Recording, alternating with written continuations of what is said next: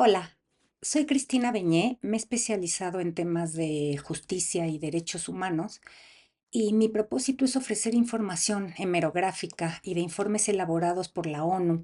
y organizaciones defensoras de derechos humanos para mostrar que hay claros indicios de que Israel está cometiendo genocidio en la Franja de Gaza. De acuerdo con el derecho internacional, por genocidio se entiende cualquier acto cometido con la intención de destruir total o parcialmente a un grupo nacional, étnico, racial o religioso. Una comisión independiente de investigación nombrada por la ONU en un informe publicado el 16 de septiembre, acusa a Israel de ser responsable de genocidio en Gaza al considerar que su actual ofensiva en este territorio desde hace casi 2 años tiene como objetivo destruir a los palestinos de la franja como grupo. Estos expertos consideran que al matar, causar lesiones graves a la integridad física o mental, someter deliberadamente a condiciones de vida que han acarreado la destrucción total o parcial de los palestinos e imponer medidas destinadas a impedir la natalidad, las autoridades y las fuerzas israelíes cometieron 4 de los 5 actos genocidas definidos en la Convención para la Prevención y la Sanción del Delito de Genocidio de 1948. Además, esta comisión considera que el presidente israelí Isaac Herzog, el primer ministro Benjamin Netanyahu y el exministro de Defensa Yoav Gallant incitaron a cometer genocidio, ya que las declaraciones explícitas de las autoridades civiles y militares israelíes y el patrón de conducta de las fuerzas de seguridad de Israel indican que los actos genocidas se ejecutan con la intención de destruir total o parcialmente a los palestinos de la Franja de Gaza como grupo. En este sentido, en el informe Our Genocide, publicado en julio de 2025, B'Tselem, organización israelita defensora de derechos humanos, señala que el ataque genocida contra los residentes de Gaza y contra los palestinos en su conjunto no puede entenderse sin reconocer el impacto que tuvo el ataque de Hamás del 7 de octubre de 2023 en la sociedad israelita. La conmoción social que desencadenó impulsó un cambio en la política gubernamental hacia los palestinos. De la opresión y el control se pasó a la destrucción y la aniquilación. El ataque de Hamás a distintas poblaciones en el sur de Israel dejó como resultado la muerte de 1.195 personas, incluyendo mujeres y niños, y el secuestro de 251 personas, que muchas de ellas han muerto en cautiverio. Lo que cabe preguntarse es por qué no hubo una respuesta inmediata de las fuerzas de defensa de Israel, con la capacidad militar y tecnológica que han demostrado tener. ¿Por qué se permitió que sucediera esto si desde un año antes, de acuerdo con información del New York Times, los servicios de inteligencia de Israel tenían un documento con más de 40 páginas que describía los planes de Hamás para atacar a Israel tal y como sucedió, y cuando además el gobierno de Egipto también había alertado sobre un posible ataque en suelo israelita días antes de que sucediera? En una entrevista al periodista Amir Tibón, publicada en El País el 14 de octubre de 2023, explica que vive con su esposa y sus 2 hijas pequeñas en el kibutz Nahal Oz, que está en la frontera con Gaza, y narra lo sucedido el 7 de octubre de 2023. Dice que estuvieron escondidos más de 10 horas en la habitación de sus hijas, que es un cuarto de hormigón que suelen tener las casas de esos kibutz, pero no fueron las fuerzas de defensa de Israel las que los rescataron, sino que fue su padre, ex general del ejército, junto con otro ex compañero del ejército y un soldado que encontraron por el camino, los que enfrentaron a los integrantes de Hamás que todavía seguían en el kibutz.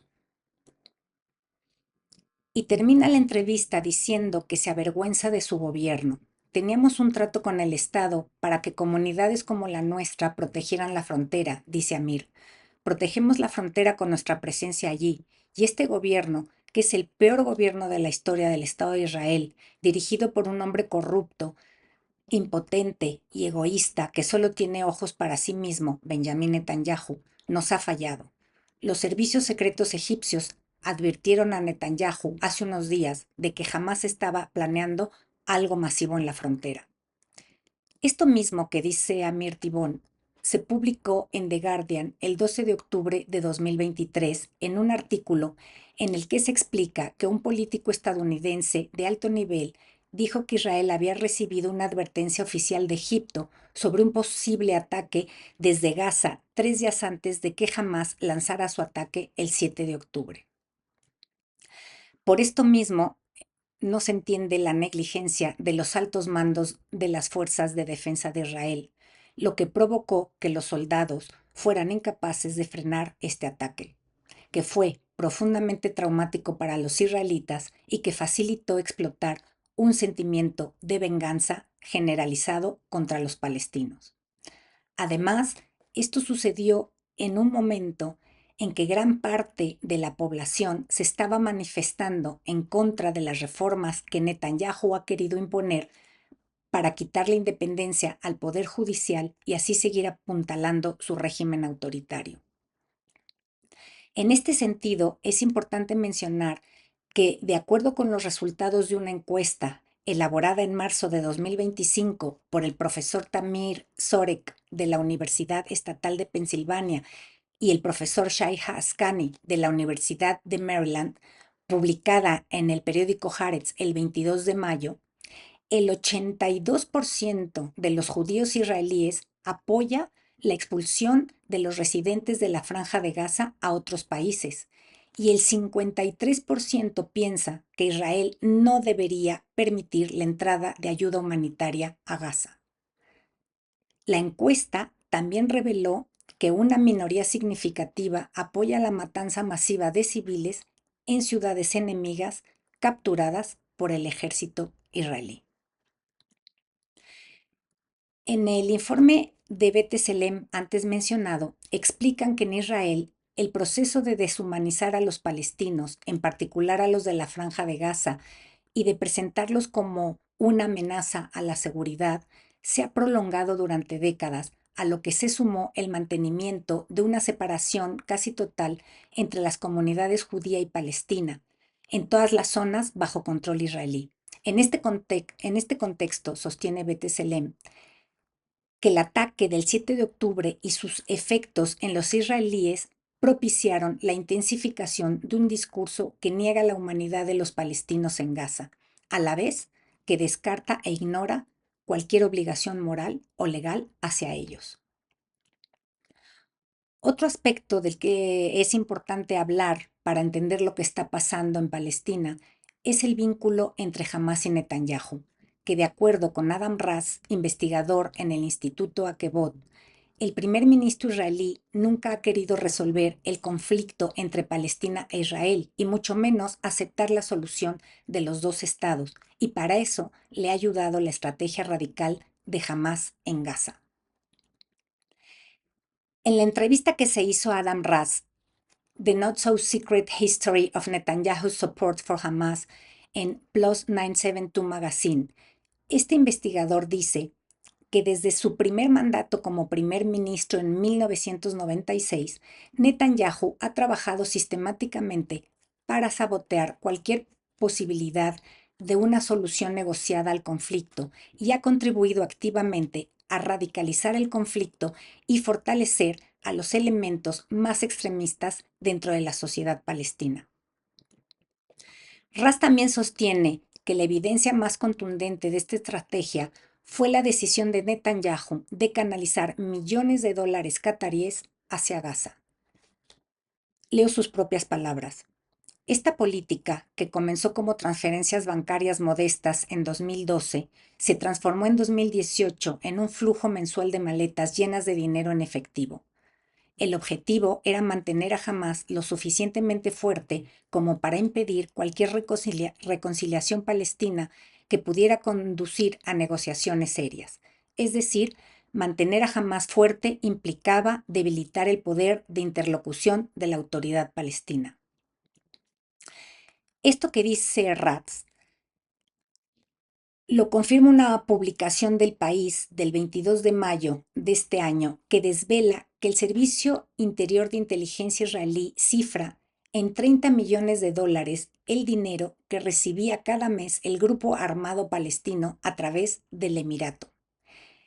y que la política que condujo a permitir a Qatar transferir dinero a Hamás fue aceptada por unanimidad por el Gabinete de Seguridad de Israel y adoptada en 2018. En este contexto, es importante recordar que el movimiento de resistencia islámica Hamás surgió durante la primera intifada de 1987,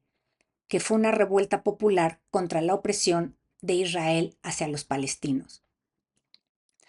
Esta organización está compuesta por dos alas, la política y la militar. Su brazo armado ha perpetrado atentados suicidas que han provocado la muerte de israelitas,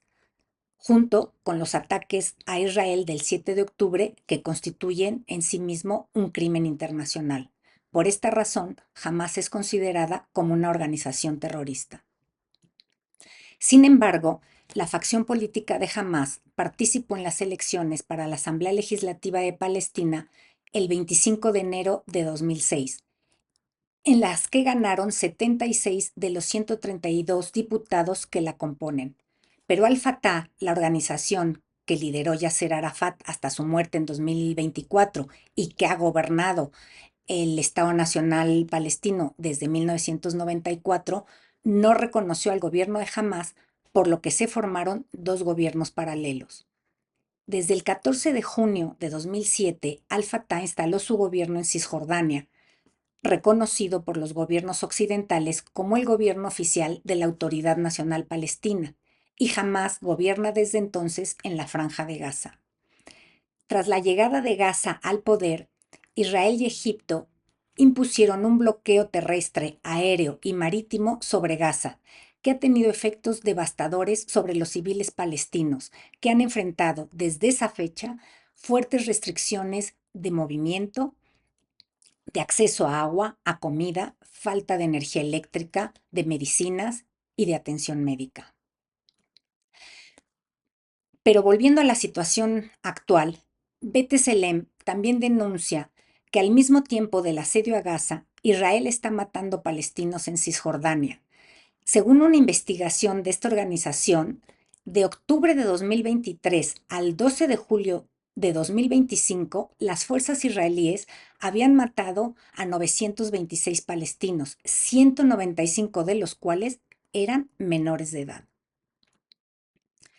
En esta misma dirección apunta una investigación de Haaretz, publicada en febrero de 2025, que informa que durante la Operación Muro de Hierro, lanzada por el ejército israelí en el norte de Cisjordania en enero de 2024,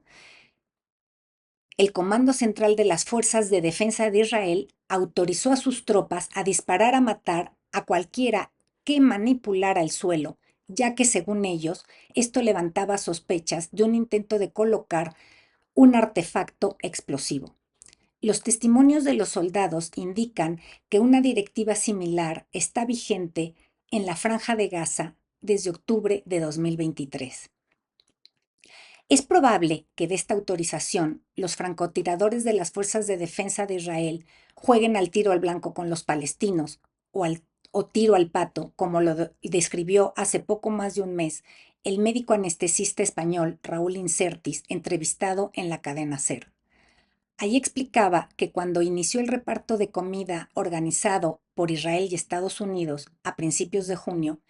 empezaron a recibir muchísimos pacientes, niños también, con disparos en la cabeza, en el tórax y en los genitales. Y que ahí fue en donde vieron que era a propósito, porque en un día recibían a varios civiles con este tipo de disparos. Y dice textualmente, eran ejecutados, era como si hubiera personas jugando al tiro al pato. Otra investigación del periódico de Países Bajos, Volkskrant, publicada el 13 de septiembre, dice que 15 médicos internacionales declararon al periódico que durante su trabajo en hospitales en Gaza atendieron a niños de 15 años o menos con heridas de bala en la cabeza o el pecho. El recuento que hacen es de 114 niños con ese tipo de heridas, la mayoría de los cuales han fallecido. Testigos presenciales informaron a los médicos que las balas provenían principalmente de francotiradores o drones del ejército israelí. Estos impactos de bala no eran accidentales, ya que los médicos describen más de 100 casos similares. Hasta la fecha hay más de 65,000 muertos en la Franja de Gaza, además de que se calcula que hay 11,000 personas desaparecidas que deben estar debajo de los escombros de los edificios bombardeados. De los muertos, el 15% son mujeres, el 30% menores de edad y el 7% son ancianos. Además, desde octubre de 2023, 246 periodistas han sido asesinados en Gaza. En un artículo titulado Las matemáticas del hambre, cómo Israel ha provocado la inanición en Gaza, firmado por Emma Graham Harrison y publicado por The Guardian el 1 de agosto de 2025, la periodista sostiene que Israel sabe cuántas calorías necesitan los gazatíes para sobrevivir, pero que los datos muestran cómo ha limitado la entrada de alimentos a la franja por debajo del umbral de la subsistencia. Ya hay más de 400 fallecidos por falta de comida, incluidos más de 140 niños, y se calcula que 641,000 palestinos sufrirán hambruna para finales de septiembre. Graham Harrison dice que las matemáticas del hambre en Gaza son sencillas. Los palestinos no pueden salir. Israel ha prohibido la pesca y la guerra ha puesto fin a la agricultura. Es decir, que prácticamente todas las calorías que ingiere la población de la franja tienen que venir de fuera. La periodista señala que Israel lleva décadas calibrando el hambre en Gaza, calculando cuántos envíos hacen falta para ejercer presión sin provocar la inanición. Pero ahora la comida que entra en Gaza no alcanza ni para los niveles de subsistencia. La franja necesita 62,000 toneladas de alimentos al mes para cubrir las necesidades básicas. Sin embargo, en octubre y noviembre de 2024, por ejemplo, solo entraron 25,000 y 35,000 toneladas respectivamente. Y en marzo y abril de 2025 no permitieron la entrada de ningún camión con ayuda humanitaria. En mayo, que se reanudó el reparto de comida, entraron solo 19,000 toneladas, en junio 37,000 y en julio 42,000 toneladas, lo que a todas luces es intencionado para provocar la hambruna en Gaza. En mayo de 2025, las autoridades israelíes desmantelaron la respuesta humanitaria liderada por la ONU y la sustituyeron por un plan de distribución de alimentos militarizado dirigido por la Fundación Humanitaria de Gaza. Los únicos 4 puntos de distribución de comida que hay en la franja y que son gestionados por esta organización se encuentran en zonas bajo control militar total de Israel y por contratistas privados armados estadounidenses. El informe de Médicos Sin Fronteras, esto no es ayuda, esto es una masacre orquestada, se basa en datos médicos, testimonios de pacientes y testimonios médicos de primera mano para demostrar que lo que se ha calificado como distribución de ayuda es un sistema de inanición y deshumanización institucionalizadas. En este informe, que coincide con el testimonio del médico español y con los de los médicos entrevistados por el periódico Volkskrant, se señala que durante un periodo de 7 semanas, los equipos de Médicos Sin Fronteras atendieron a 174 pacientes con heridas de bala procedentes de los centros de distribución de comida, y dicen que la precisión anatómica de estas lesiones sugiere claramente que se trata de disparos intencionados contra personas dentro de los centros de distribución, y no de ráfagas accidentales o aleatorias. Por todo esto que está sucediendo en Palestina, la Asociación Internacional de Académicos Expertos en Genocidio publicó el 1 de septiembre una resolución que, que coincide con el informe de la Comisión de Expertos de la ONU, citado al principio, en la que afirman que Israel está llevando a cabo un genocidio en Gaza desde octubre de 2023 por las acciones del gobierno israelí contra los palestinos que han incluido tortura, detenciones arbitrarias, violencia sexual y reproductiva, así como la privación deliberada de alimentos, agua, medicinas y electricidad, esenciales para la supervivencia de la población. Además, estos expertos señalan que Israel ha desplazado por la fuerza y en múltiples ocasiones a casi la totalidad de los 2,3 millones de palestinos que viven en la Franja de Gaza y ha destruido más del 90% de las casas y edificios, incluidos hospitales y escuelas. Pero lo más determinante para que esta asociación haya concluido que es un genocidio es que Israel ha matado o herido a más de 50,000 niños. Y el hecho de tomar a los niños como blanco de ataque es un indicio de la intención de destruir a un grupo como tal, ya que los niños son esenciales para la supervivencia de cualquier grupo como tal. Para finalizar, solo quiero recordar que en 1945 la comunidad internacional acordó crear la ONU y en 1948 se proclamó la Declaración Universal de los Derechos Humanos. Y posteriormente se han ido aprobando diversas convenciones para proteger los derechos humanos y castigar los delitos de lesa humanidad en todas las regiones del mundo.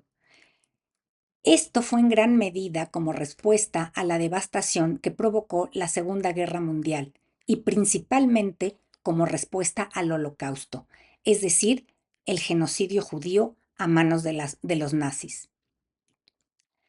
Lo paradójico es que ahora sea el Estado hebreo de Israel el que está perpetrando un genocidio con total impunidad, con el apoyo de Estados Unidos y la inacción de la Unión Europea y de los países árabes. Israel está violando la legalidad internacional y con ello debilitando aún más si cabe el entramado jurídico internacional que se creó hace 80 años. No cabe duda que las acciones del gobierno de Netanyahu cuestionan la justificación moral de la creación de Israel en territorio palestino. Desde que 750,000 palestinos fueron expulsados de sus hogares después de que Israel proclamara su independencia del mandato británico de Palestina en 1948, se confirma una vez más el propósito colonizador y de limpieza étnica por parte del movimiento sionista, que desde finales del siglo XIX impulsó la creación del Estado judío en Palestina y que actualmente sigue teniendo todo el poder en Israel.